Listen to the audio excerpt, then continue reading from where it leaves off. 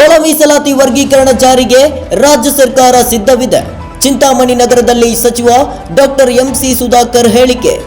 ಹೌದು, ಚಿಂತಾಮಣಿ ನಗರದಲ್ಲಿ ಸುದ್ದಿಗಾರರೊಂದಿಗೆ ಮಾತನಾಡಿದ ಉನ್ನತ ಶಿಕ್ಷಣ ಸಚಿವರು ಹಾಗೂ ಜಿಲ್ಲಾ ಉಸ್ತುವಾರಿ ಸಚಿವರಾದ ಡಾಕ್ಟರ್ ಎಂಸಿ ಸುಧಾಕರ್ ರವರು ಒಳ ಮೀಸಲಾತಿ ವರ್ಗೀಕರಣ ಜಾರಿಗೆ ತರಲು ರಾಜ್ಯ ಸರ್ಕಾರ ಸಿದ್ಧವಿದೆ ಎಂದು ಹೇಳಿದ ಅವರು, ಈಗಾಗಲೇ ಮುಖ್ಯಮಂತ್ರಿ ಸಿದ್ದರಾಮಯ್ಯನವರು ಗಮನ ಹರಿಸಿದ್ದು ಬಹುತೇಕವಾಗಿ ಜಾರಿಯಾಗುವುದೆಂದರು. Ravikumar, NKST4 news, Chintamani. ಮುಖ್ಯಮಂತ್ರಿಗಳು ಇದ್ರ ಬಗ್ಗೆ ಭಾಳಷ್ಟು ಹಿಂದೆ ಎಲ್ಲ ಇದ್ರ ಬಗ್ಗೆ ಭಾಳಷ್ಟು ಪ್ರತಿಪಾದನೆ ಮಾಡಿರ್ತಕ್ಕಂಥದ್ದು.